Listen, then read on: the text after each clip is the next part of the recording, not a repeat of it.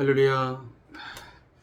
오늘도 주 안에서 우리 사랑하는 성도들과 함께 살아계신 하나님, 우리의 삶 가운데 늘 동행해 주시고 우리를 인도하시며 우리를 교훈하시고 우리를 때로는 책망하심으로 우리를 의의 길로 인도하시는 그 하나님께 감사함으로 영광의 예배를 함께 하도록 하겠습니다. 오늘 주삼 규제를 통한 말씀 묵상의 시간, 우리 찬송 427장을 하나님 앞에 드리시면서 시작하겠습니다.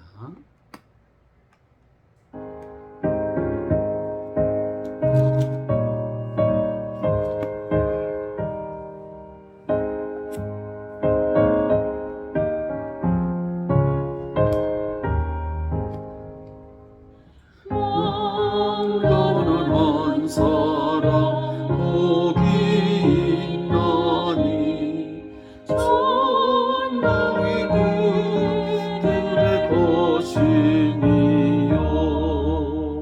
그래 또 하느니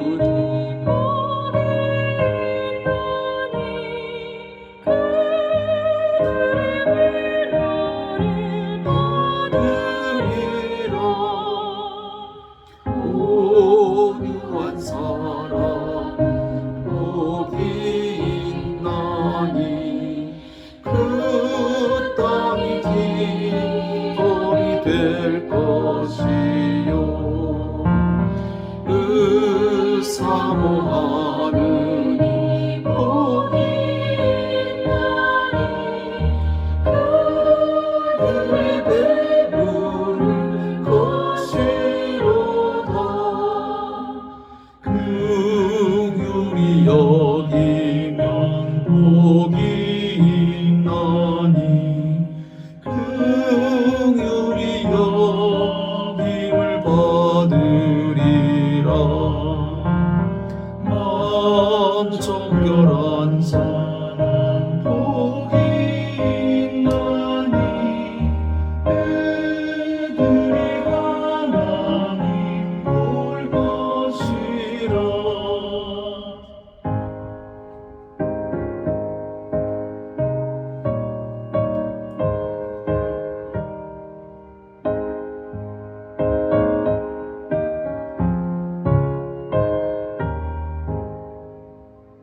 가볍게 하느니 복이 있나니 그들이 하나님 아들이요.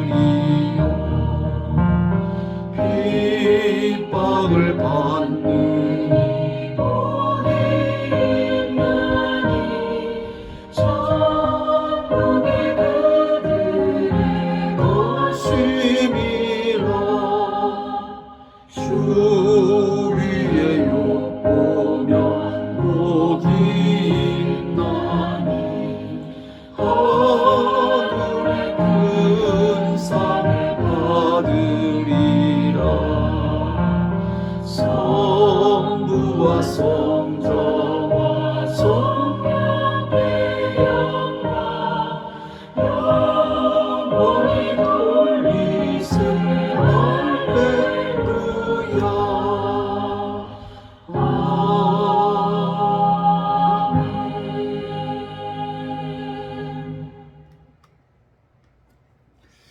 오늘 함께 드린 우리 찬송 427장은 마태복음 5장에 나와 있는 팔복의 내용을 바탕으로 해서 쓰여진 찬송의 가사입니다. 사랑하는 성도 여러분, 저와 여러분이 이미 예수를 믿고 그의 생명을 누리면서 하나님의 백성으로 살아가는 자이기 때문에 우리는 앞으로 복을 받을 자라는 그 말도 틀린 말은 아니겠지만 우리는 이미 복을 받은 자이고 그 복을 누리고 있다라고 믿는 것이 훨씬 더 풍성한 의미라고 생각이 되어집니다. 사랑하는 성도 여러분, 우리는 이미 예수 안에서 복을 받은 자이고 그 영생의 복을 누리는 자이기 때문에 우리는 늘 마음이 가난한 자로서, 또 온유한 자로서, 또 긍휼히 여기는 자, 또 화평케 하는 자, 또 마음을 청결하게 하는 자, 애통하는 자의 삶을 살아가는 것이 마땅하다라고 이 말씀을 해석하는 것이 훨씬 더 우리의 삶에 좀 더 현실적이고 깊이 있는 적용이라고 믿습니다. 사랑하는 성도 여러분, 저와 또 우리 모든 성도들을 포함해서 모두가 다 예수 안에서 복받은 자로서 우리의 매일매일의 삶 속에서 정말 마음이 가난하고 또 온유한 자, 또 긍휼히 여김을 받은 자이기 때문에 긍휼히 여기며 살아야 되고, 또 이미 우리는 예수 안에서 하나님과 또 이웃과 화평을 누린 자이기 때문에 또 화평케 하는 자로서 피스메이커의 삶을 살아야 될 것이고, 또 주님의 이름 때문에 고난을 당하고 핍박을 당함을 억울하다, 비참하다 생각하지 말고 이것을 오히려 우리가 복되다 생각하시면 우리가 그 고난 속에서 더 큰 하나님의 영광을 보게 될 줄로 믿습니다. 아무튼 오늘 이 말씀을 드리면서 오늘 주사함 교제에 함께 묵상하도록 하겠습니다. 이사야 29장을 함께 보겠습니다. 이사야 29장.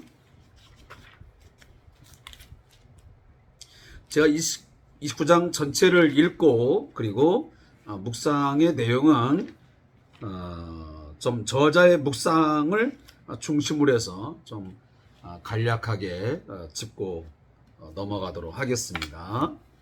제가 성경 앞의 내용을 토요일 것, 주일 것을 왜 읽느냐 하면, 혹여나 우리 추삼 교재가 없으신 분들은 이 내용을 볼 수가 없기 때문에 추삼 교재가 없이 이 추삼 큐티를 하고 있는 분들을 위해서 그렇게 진행하려고 하기 때문에 추삼 교재가 있는 분들은 그 점 양해해 주시고 함께 말씀을 묵상해 주셨으면 고맙겠습니다. 구약성경 999페이지부터 1000페이지, 그다음에 1001페이지에 있는 내용을 함께 제가 읽겠습니다.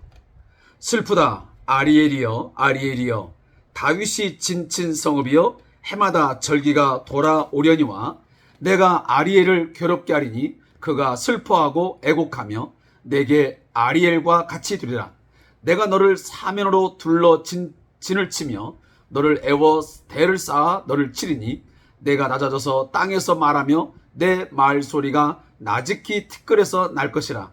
내 목소리가 신접한 자의 목소리같이 땅에서 나며 내 말소리가 티끌에서 짓거리리라. 그럴지라도 내 대적의 무리는 세미한 티끌 같겠고 강포한 자의 무리는 날려가는 겨 같으리니 그 일이 순식간에 갑자기 일어날 것이라.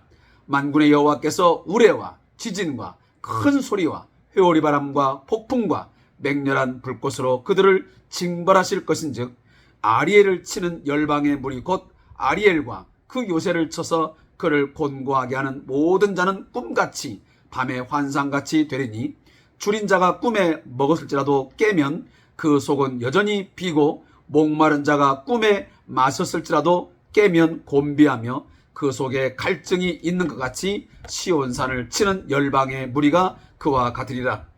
너희는 놀라고 놀라라. 너희는 맹인이 되고 맹인이 되라. 그들의 취함이 포도주로 말미암음이 아니며 그들의 비틀거림이 독주로 말미암음이 아니니라. 대저 여호와께서 깊이 잠들게 하는 영을 너희에게 부어주사 너희의 눈을 감기셨음이니 그가 선자들과 너희의 지도자들이 성견자들을 덮으셨음이라.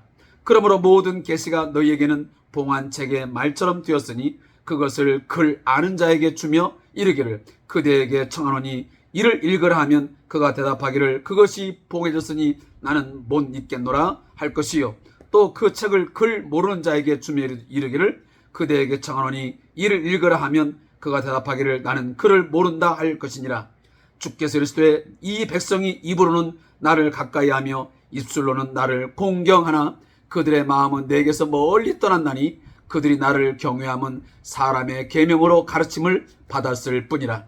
그러므로 내가 이 백성 중에 기이한 일 곧 기이하고 가장 기이한 일을 다시 행하리니 그들 중에서 지혜자의 지혜가 없어지고 명철자의 총명이 가려지리라. 자기의 계획을 여호와께 깊이 숨기라는 자들은 화 있을진저 그들의 일을 어두운 데에서 행하며 이기를 누가 우리를 보랴 누가 우리를 알려 하니 너희의 패역함이 심하도다. 토기장이를 어찌 진흙같이 여겼느냐 지음을 받은 물건이 어찌 자기를 지은 이에게 대하여 이르기를 그가 나를 짓지 아니하였다 하겠으며 빚음을 받은 물건이 자기를 빚은 자에게 대하여 이르기를 그가 총명이 없다 하겠느냐 오래지 아니하여 레바논이 기름진 밭으로 변하지 아니하겠으며 기름진 밭이 숲으로 여겨지지 아니하겠느냐 그날에 못 듣는 사람이 책의 말을 들을 것이며 어둡고 캄캄한 데에서 맹인의 눈이 볼 것이며 겸손한 자에게 여호와로 말미암아 기쁨이 더하겠고 사람 중 가난한 자가 이스라엘의 거룩한 이로 말미암아 즐거워하리니 이는 강포한 자가 소멸되었으며 오만한 자가 그쳤으며 죄악의 기회를 엿보던 자가 다 끊어졌습니다. 그들은 송사로 사람에게 죄를 씌우며 성문에서 판단한 자를 올무로 잡듯하며 헛된 일로 의인을 억울하게 하느니라. 그러므로 아브라함을 구속하신 여호와께서 야곱 족속에 대하여 이같이 말씀하시되 야곱이 이제는 부끄러워하지 아니하겠고 그의 얼굴이 이제는 창백해지지 아니할 것이며 그의 자손은 내 손이 그 가운데서 행한 것을 볼 때에 내 이름을 거룩하다 하며 야곱의 거룩한 일을 거룩하다 하며 이스라엘 하나님을 경외할 것이며 마음이 혼미하던 자들도 총명하게 되며 원망하던 자들도 교훈을 받으리라 하셨느니라. 아멘. 오늘 이사야서 29장 1절부터 24절에 있는 말씀을 함께 읽었습니다. 이 본문에 대한 내용을 제가 잠깐만 언급을 하고 지나가고 오늘 8월 8일에 해당되는 부분을 좀 더 집중적으로 설명을 하도록 하겠습니다.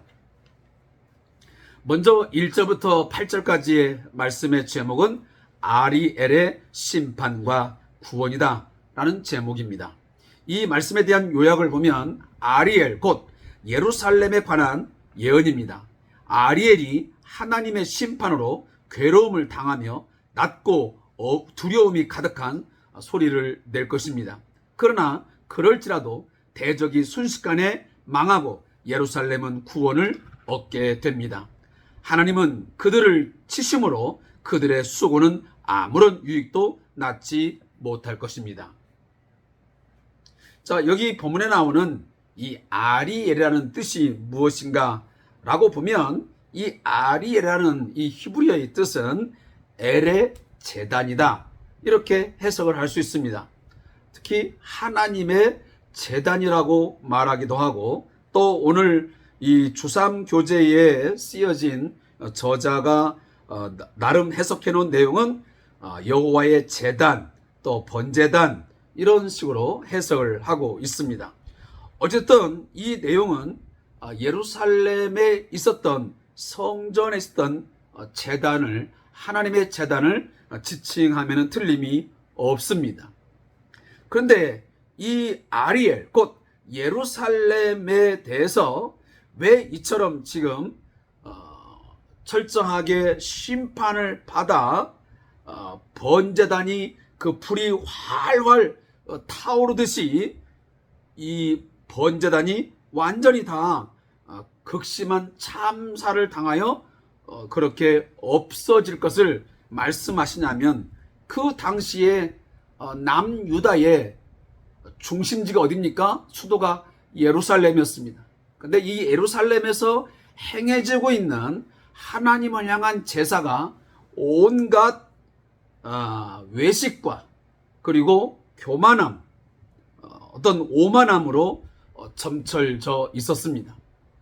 다시 말하면 오늘 이 본문에는 나오지 않지만 뒷부분에 가면 나오지만 그들이 하나님을 경외하고 하나님을 제사한다 하지만 그들이 겉으로 드러나는 형식 그 입에만 하나님을 경외한다 하나님을 사랑한다 이렇게 말뿐 또 형식만 있을 뿐 그들의 속마음은 그 내용에서는 전혀 철저하게 하나님에 대하여 교만하고 위선적이었고 그리고 그들은 이 외식적인 그런 모습을 취하면서 하나님을 향하여 제사를 하고 있었던 것입니다.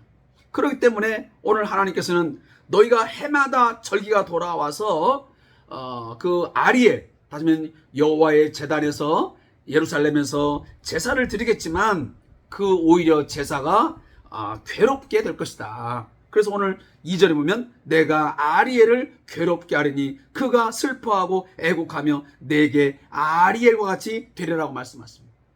사랑하는 성도 여러분, 이 말씀은 우리에게 주는 의미가 상당히 많습니다.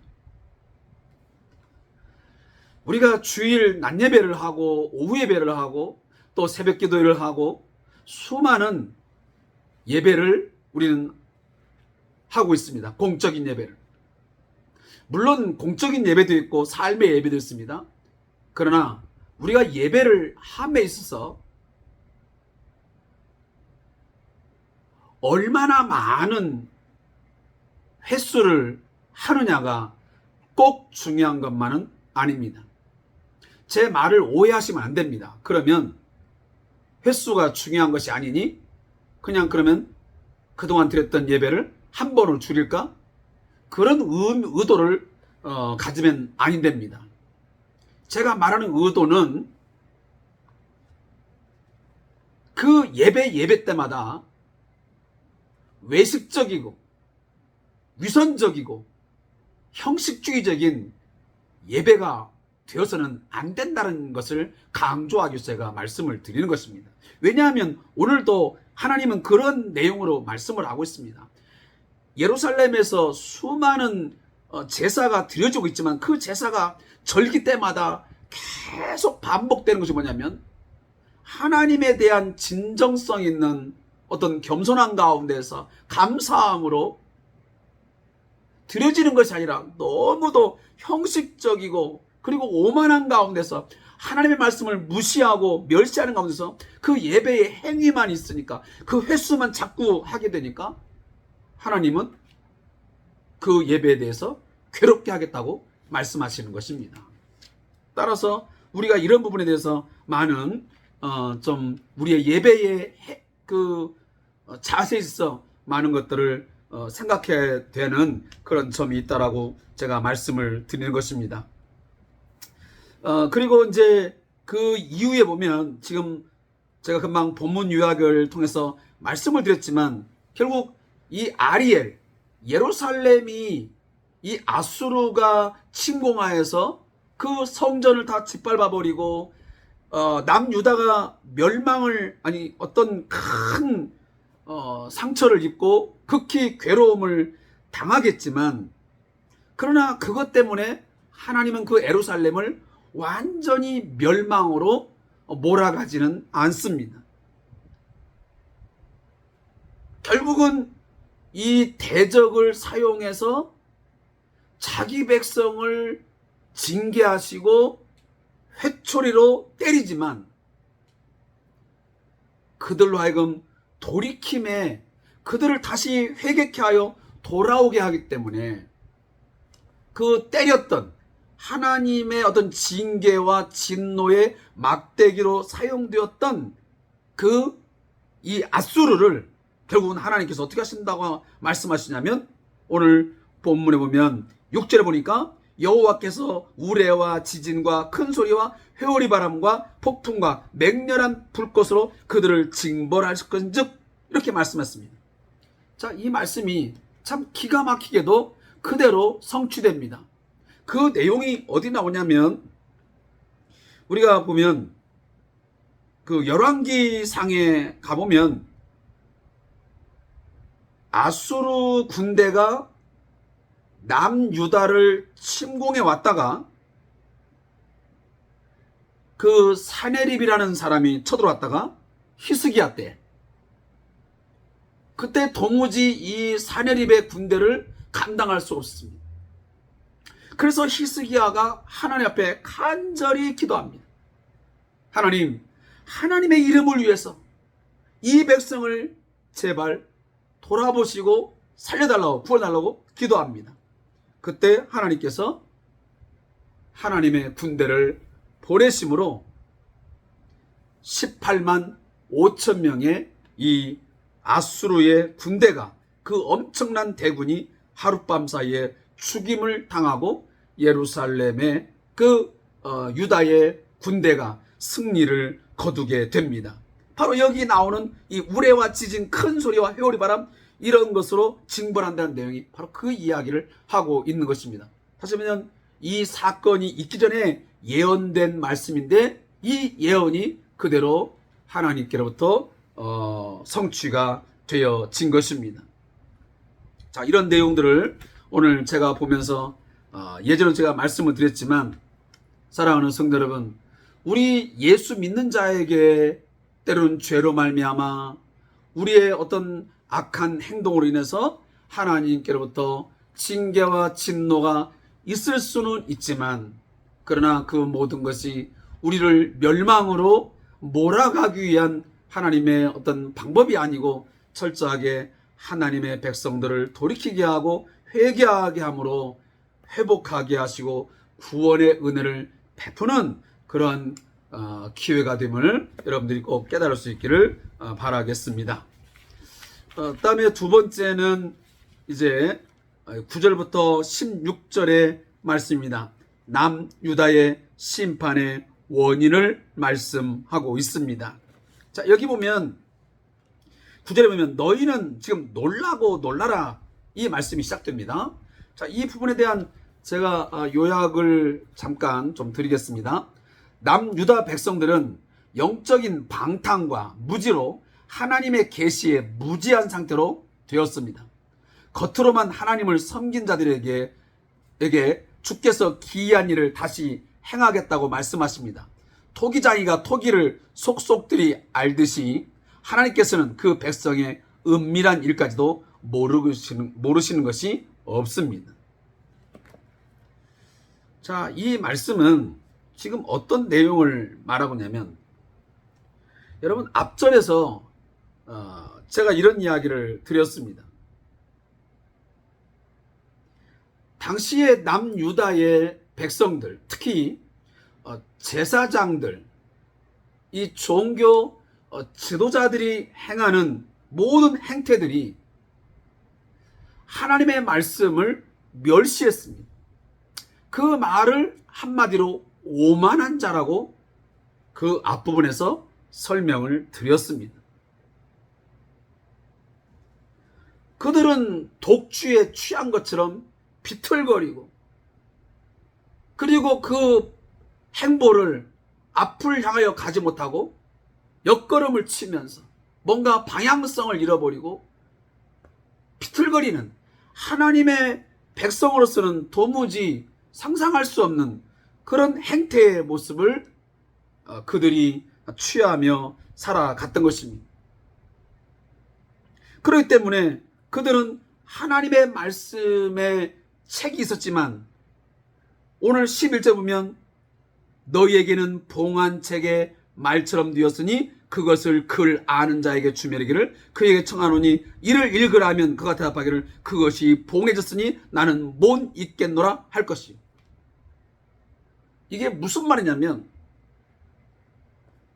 하나님의 말씀이, 이렇게 성경 말씀이 지금 이렇게 그들에게 주어져 있는데, 이 말씀이 아무리 들려지고 그들에게 선포가 되어도 이것이 전부 이렇게 펼쳐져 있는 책이 아니라 다 봉한, 뭔가로 싹 싸매가지고 도무지 읽을 수 없는 그런 책이 튀어져 있는 것처럼 그들은 하나님의 말씀에 대해서 무시하고 다 무관심한 삶을 살았던 것입니다.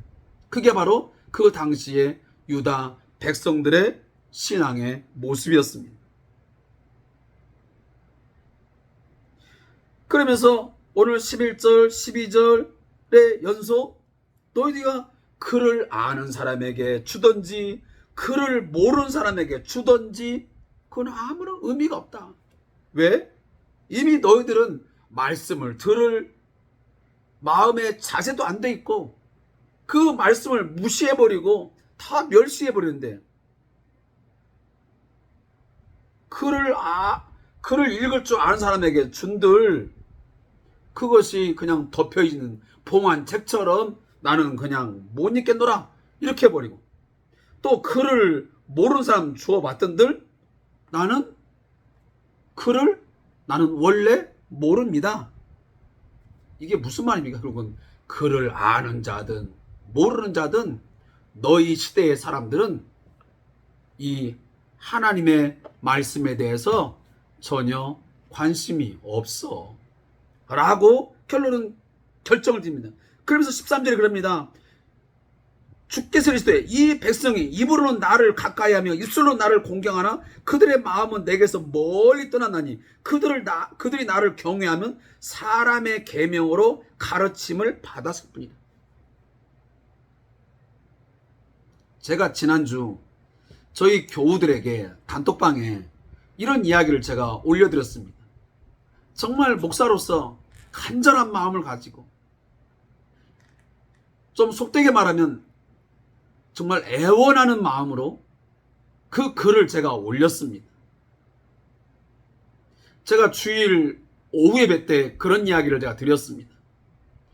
이 최 목사가 여러분들에게 할 수만 있으면 대면 예배를 참여하고 성경 공부에 참여를 하라고 하는 것은 단순히 내가 보기에 예배당이 꽉 차 있어야만 내가 신바람이 나고 뭔가 좋아 보이기 때문에 여러분들에게 나오라는 것이 결코 아니다.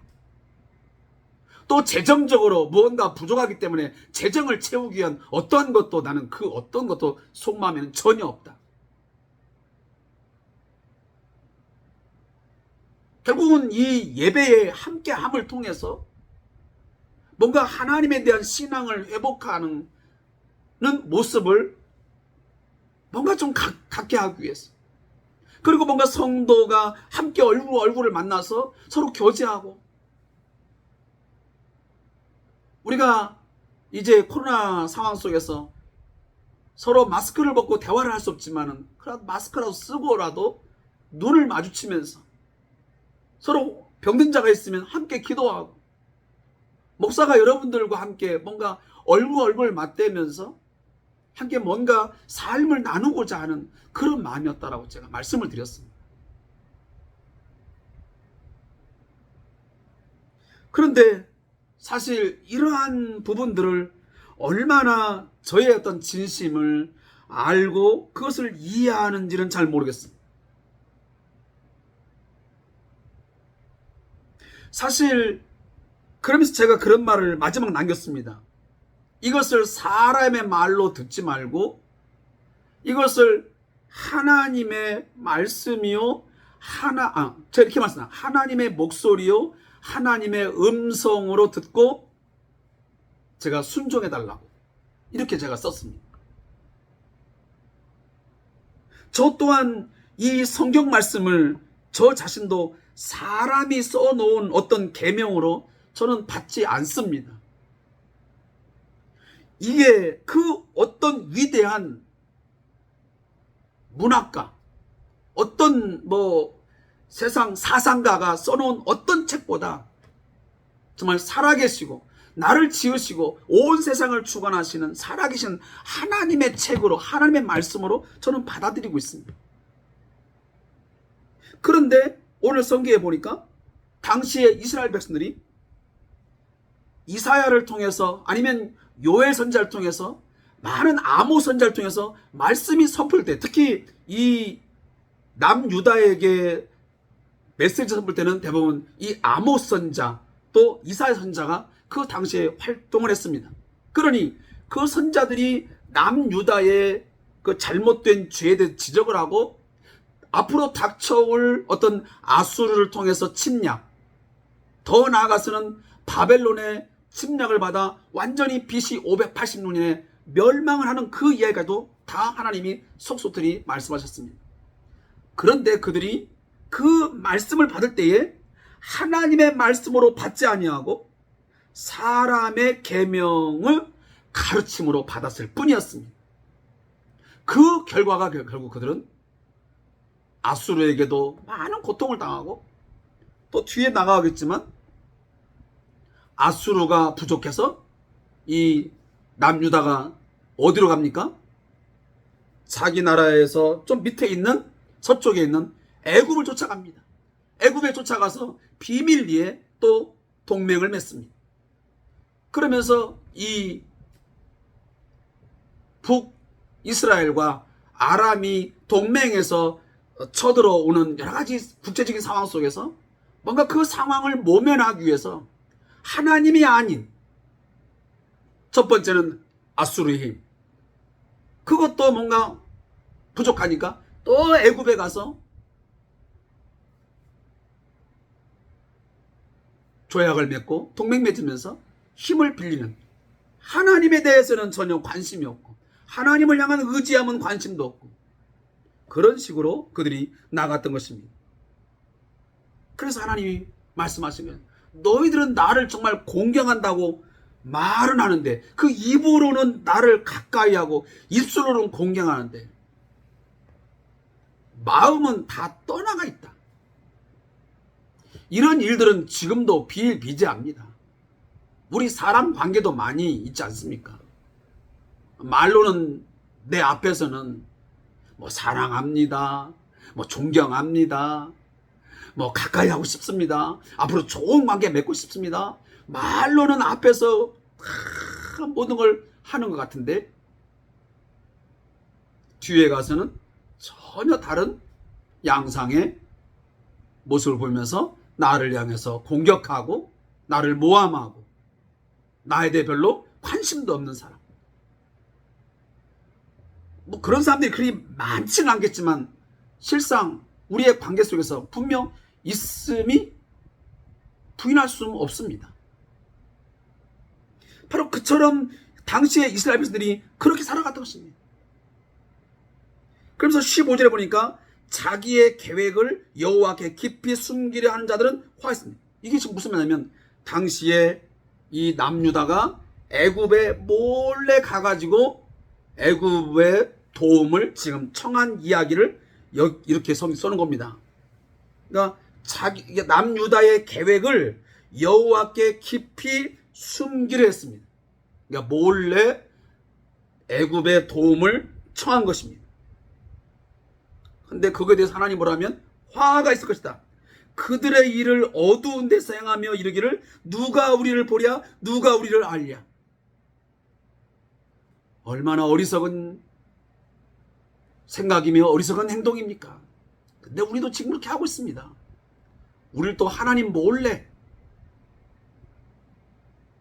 우리들이 어떤 일들을 저질러 놓고 어떤 악행을 해놓고 거짓된 삶을 살아가면서 하나님께서 알랴, 우리 목사님이 알랴, 우리 전사님이 알랴, 우리 집사님이 알랴? 알 리가 없지. 내가 하는 것을 누가 알랴? 그러면서 공공연하게 몰래 거짓되고 위선된 삶을 살아가는 모습, 이것이 바로 당시에 남유다가 보였던 하나의 신앙적인 행태였습니다. 몰래 가서 애굽에 가서 도움을 청하면 하나님께서 모르시겠지. 누가 우리를 보겠어? 어떻게 알 수 있겠어? 이렇게 말합니다. 근데 하나님이 이 말에 대해서 뭐냐면 너희의 패역함이 심하도다. 토기장이를 어찌 진흙같이 여기며 지음을 받은 물건이 어찌 자기를 지으니에 대하여 이르기를 그가 나를 짓지 않았다. 사랑하는 성도 여러분, 토기장이하고 진흙하고는 전혀 다릅니다. 토기장이는 지정의 인격이 있습니다. 그러나 진흙 인격 없습니다. 그러니 생각도 못하고 말도 못하고 아무것도 모릅니다. 진흙은. 그러나 토기장이는 아니지 않습니까? 그런데 이 토기가 만약에 어떤 사람이 이것을 뒤바꾸치게 해가지고 오늘 본문에 보면 토기장이를 어찌 진흙같이, 이게 무슨, 이걸 좀 쉽게 말하면 하나님이 이렇게 말하는 거예요. 너희들이 나를 지금 바보로 아느냐? 내가 어떤 존재인데 너희들은 나를 지금 바보 취급하느냐? 지정의 아무것도 모르는 그런 무생물, 진흙같이 나를 여기냐. 나는 토기장이 같은 존재야. 근데 나를 어떻게 너희들이 진흙같이 나를 아느냐. 또 자기를 지으니 내가 창조주인데 지음을 받은 그 피조물처럼 여겨버린다니 이게 말이 되느냐라고 하나님이 지금 책망을 하고 있는 것입니다. 자, 오늘 이제 그리고 마지막 부분입니다. 17절부터 24절 말씀은 징계 후에 소망을 말씀하고 있습니다. 자, 이 부분에 대해서는 제가 그냥 요약을 읽고 마지막 부분에 있는 저자의 묵상을 읽고 끝맺음을 하겠습니다. 유다의 징계가 있은 후에 나타날 일들을 기술하고 있습니다. 듣거나 보지 못하던 사람이 고침을 받으며 겸손한 자가 복을 받는다. 악한 자들이 소멸되며 의인을 억울하게 하지 못한다. 야곱의 자손이 여호와를 경외하며 마음이 혼미하던 자가 총명하게 되고 원망하던 자들이 교훈을 받을 것이다. 자, 이 말씀. 자, 17절부터 24절 말씀은 쭉 보면 결국은 이제 하나님께서 이렇게 외식하고 오만하고 또 교만하게 삶을 살아가는 그 남유다에 대해서 진노하시고 결국은 징계하심으로 아수르에 의해서 짓밟힘을 당하고 많은 것을 빼앗기고 또 고통스러운 그런 삶의 순간들을 살아가겠지만 결국은 다시 그 유다를 회복시키겠다는 메시지가 바로 17절부터 24절 말씀에 나오고 있습니다. 그래서 그 남유다 하나님의 백성들로 하여금 다시 하나님의 이름이 거룩하다 하며 하나님을 경외하게 하는 그러한 날들로 하나님께서 바꾸시겠다고 말씀하시는 것입니다. 자, 저자의 묵상을 제가 읽겠습니다. 성경은 하나님의 성도를 가리켜 교만한 자와 대조되는 겸손한 자, 가난한 자로 묘사합니다.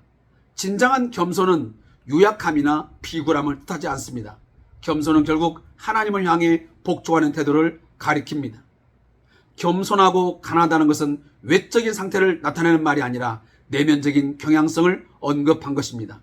즉 하나님을 향해서만 소망을 가진 사람을 뜻하는 것입니다.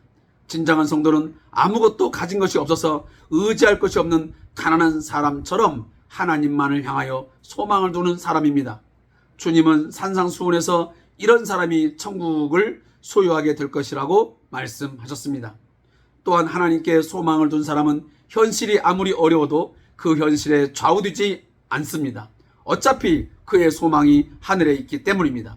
성도는 자신이 과연 하나님 앞에 이렇게 가난한 심령을 가진 사람인지 늘 점검해야 합니다. 아멘. 결국은 하나님께서 우리를 징계하시고 때로 우리를 책망하시며 때로는 우리를 매를 대시는 이유는 결국은 우리의 죄에 대해서 악에 대해서 심판을 행하심으로 하나님만 철저하게 의지해야 하는 어떤 겸손한 자, 가난한 자를 만드심을 통해서 온전히 주의 이름을 찬양하고 주의 이름을 높이게 하는데 그 목적이 있습니다.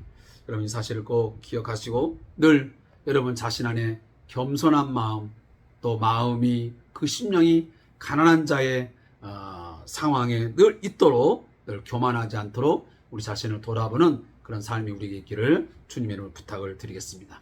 오늘도 주 3주를 통한 말씀 묵상 시간 함께해 주신 성도들 감사의 말씀드리고 내일도 주 안에서 우리 승리하는 삶을 사시기를 빌겠습니다. 샬롬.